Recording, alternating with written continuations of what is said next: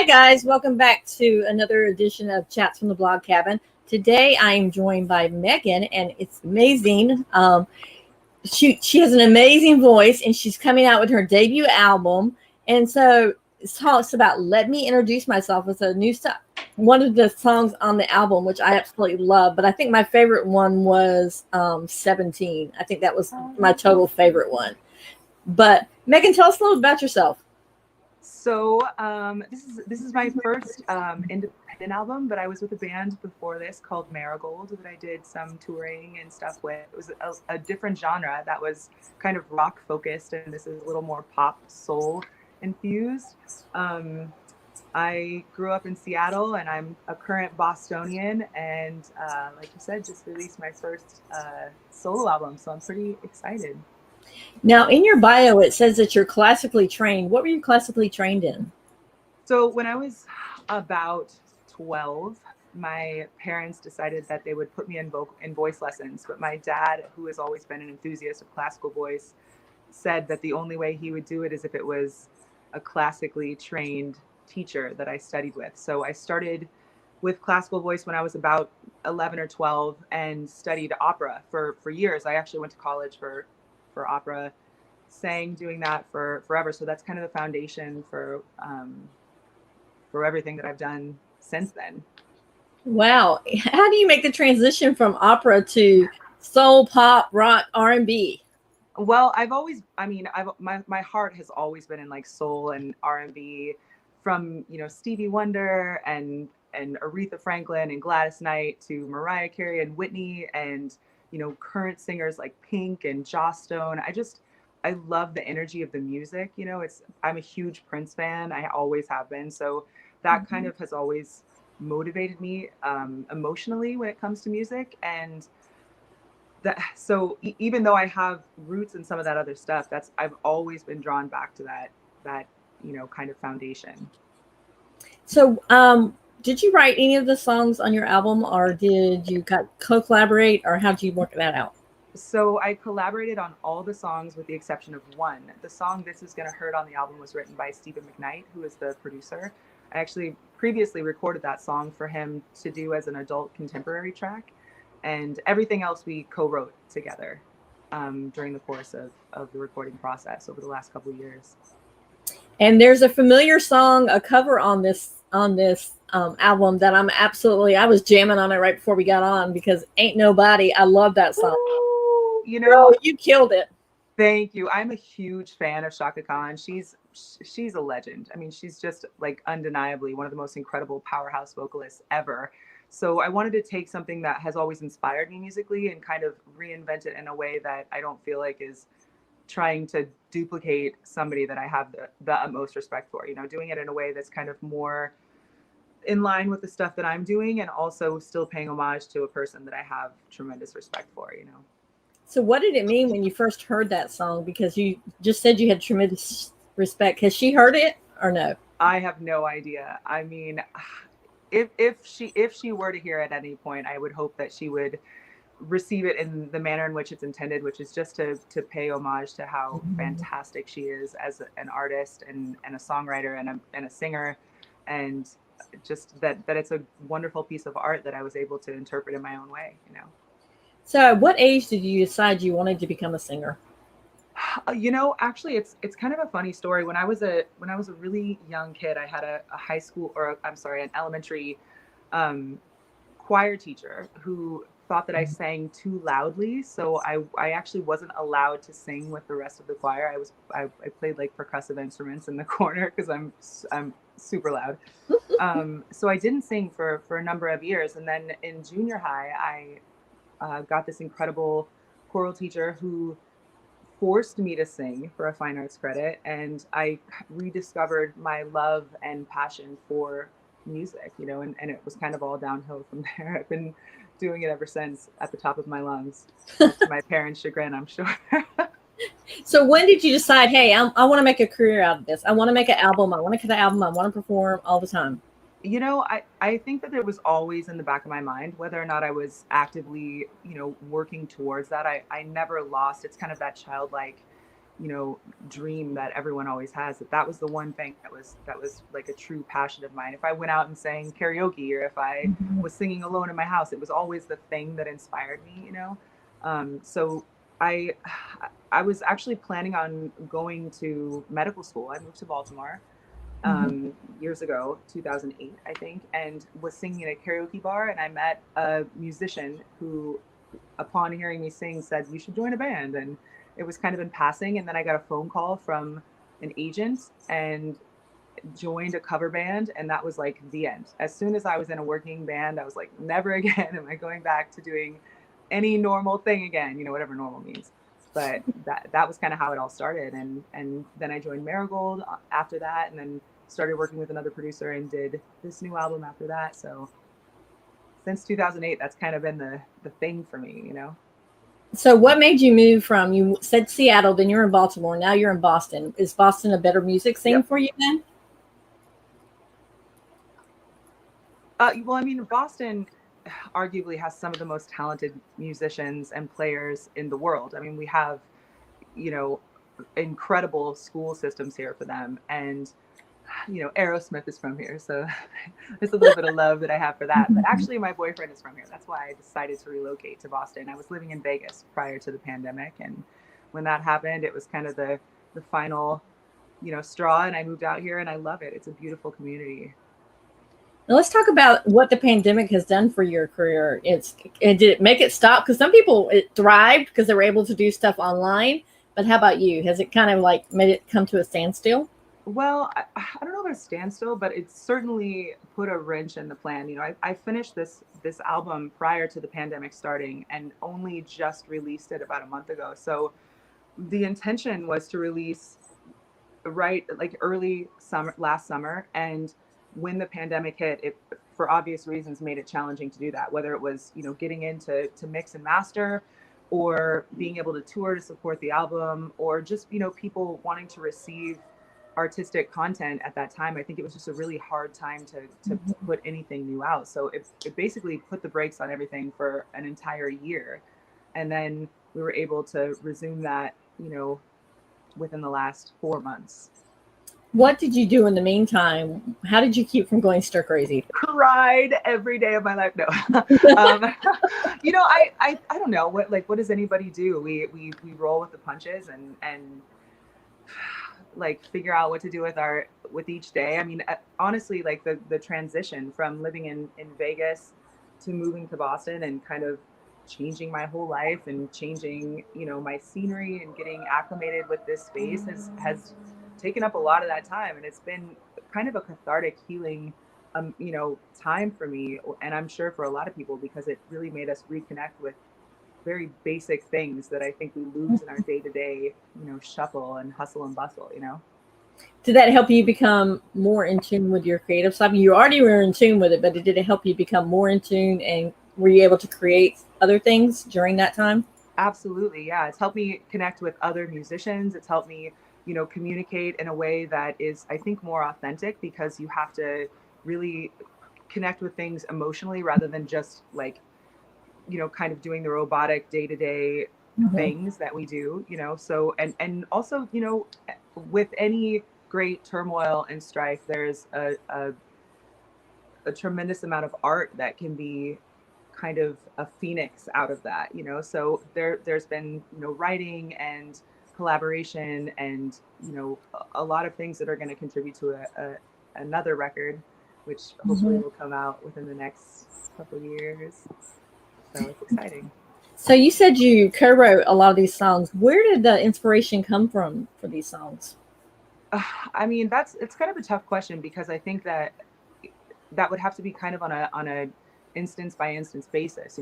Every song has a different kind of connection, whether it's, so especially when you're collaborating, because when you're collaborating, every person has their own experience, and what is my experience might not be Steven's, and what is his might not be mine. And some songs, like for instance, I wrote a song about my younger brother who passed away about 7 years ago in an unexpected accident. And that song is called Save a Place for Me on the album.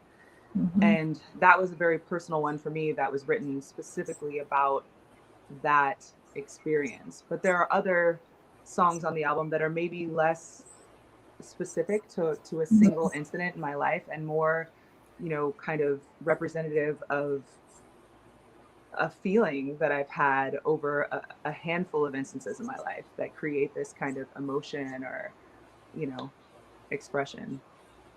Now, walk us through the journey from when you first signed with somebody to when your album is complete and it's on the shelves and it's ready for people to buy or to download. I mean, because honestly, a lot of people think people hit it big, it's like instant, but it's not. There's a lot of hard work behind it. So talk about the work behind it, because I really want people to know what it's like.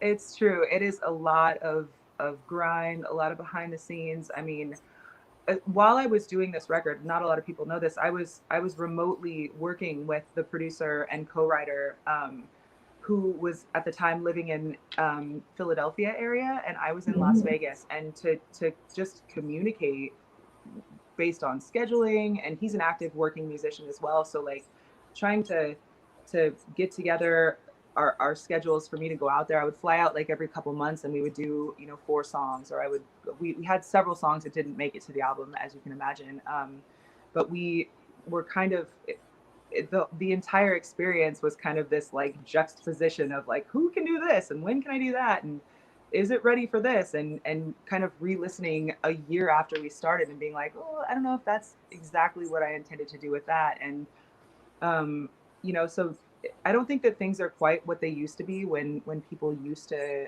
get record deals in like the 70s and 80s and even 90s, you know, since the birth of like LimeWire and Napster and kind of streaming music, everything has changed. So a lot of artists are doing things differently than maybe we once did. You know, it's not like 3 weeks in the studio and then you're out like the Beatles did with some of theirs. Now it's like, you know, 6 months or 9 months and finally it's out, you know. It's interesting. So talk about when somebody came up to you and said, I want to sign you for an album deal. How did you feel? Talk about your emotions, because I'm sure you went through all gambits of emotions at that point.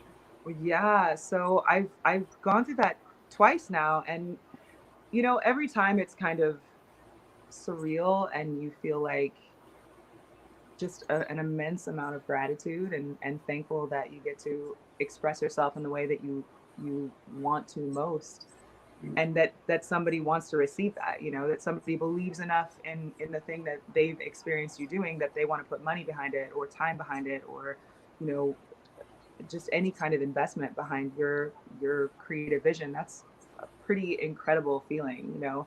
You know that obviously based on what you do. It's just it's surreal. I still feel like that every time somebody's like, I listened to your album and I love it. I'm like, oh, I can't believe it. Thank you. You know, Yeah. Really? That feeling never goes away. Yeah, it's just it's an immense feeling of gratitude. Well, I would say as we're talking, your voice is totally different when you're singing. It's a little bit deeper and brassier, and it's like, so, I mean, it's so. Could you sing like a few bars of one of your songs? What do you want to hear? Whichever song you want to hear on the album. Whichever song you want to. Do you remember when you made your overture, spun as a lovely tale, selling every word? Wow. I got goosebumps on that. And honestly, folks, that is the same as it is on the album as well. I mean, no auto-tune or anything on that. You belted it out just like that on the album. Thank you. I appreciate you putting me on the spot for that. Thank you. I should have warmed up first. Oh, sorry. I know sometimes you need to warm up. I totally forgot that. Now, your journey has got twists and turns in it. So talk about when you decided that you were going to make your music your number one priority in your life, because obviously you moved from Vegas, you tried to the med school, and then you're in Boston now with your boyfriend. So when was that light bulb saying, this is what I'm going to do with the rest of my life? Well, you know, I think I lived in LA for a long time. I went to school out there after I graduated high school, and I spent a lot of time kind of doubting my whether it was ability or aesthetic or just like how I would be received. That's a tough place to live, because everybody is vying for the same 15 seconds, and it takes a lot of courage and perseverance to be in that kind of community. And I because of all the self-doubt that I had when I was pretty young, I put all of my kind of musical dreams on the back burner and thought like, I don't know if I have what it takes to make it. And so I had determined at that point that I was going to focus on something else, which I wanted to do, which I wanted to be med school. Moved to Baltimore, met the people at the karaoke bar. And when I was able to kind of share that love that I have for music again, and get out in front of a get on a stage in front of a fan base that wanted to receive that first show was the day that I was like, never again will I doubt, what I do, because art is such an interesting interpretation for any human. Like, I might love Picasso and you might love Monet, and that doesn't mean we're wrong. It just means that your perception of something is what inspires you, so there are always going to be people who don't love what I do or love what somebody else does, but that doesn't mean that any person that's doing it is not valid. It just means that it's received differently by different people, So have you heard your any of your songs on the radio yet, or no?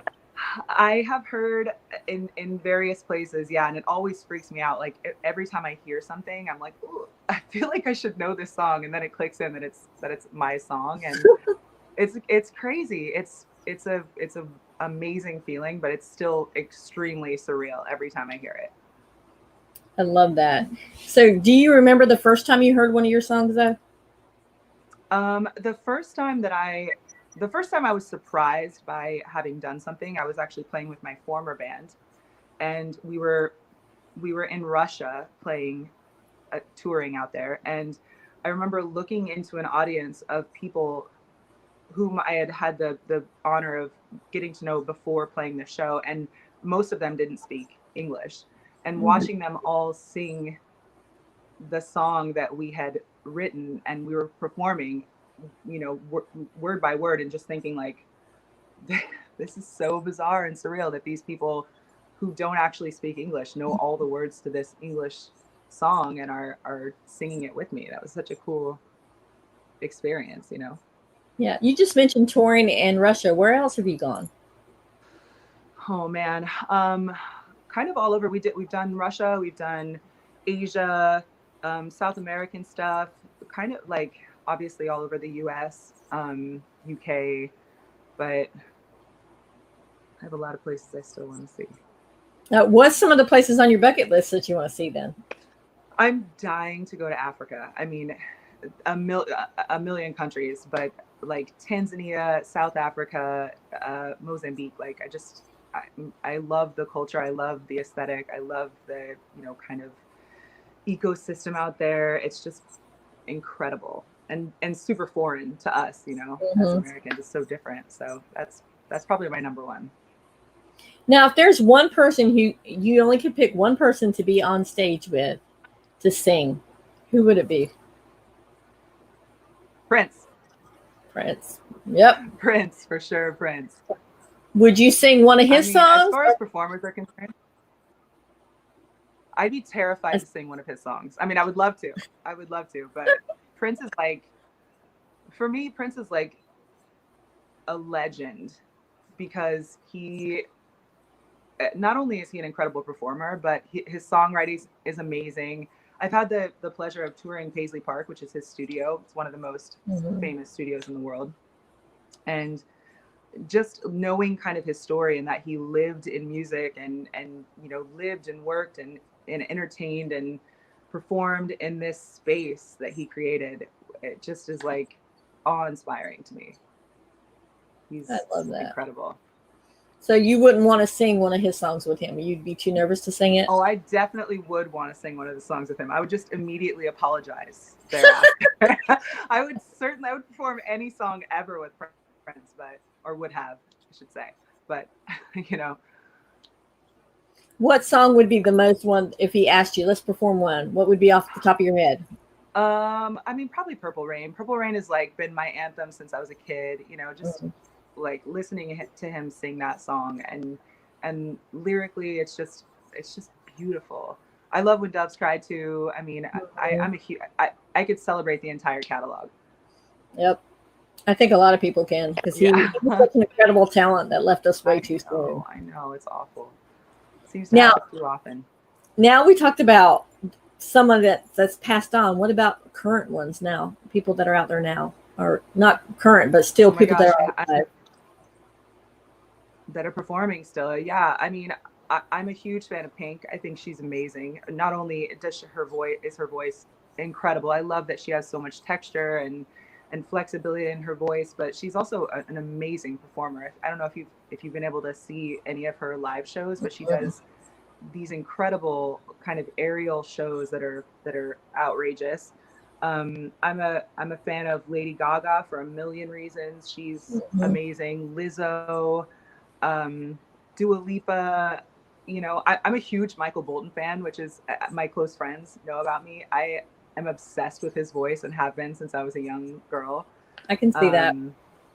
Yeah, Joss Stone, you know, I don't know, there are a million. I feel like I'm doing no justice to like answering that question on the fly. I should think about it more and respond more accurately, you know.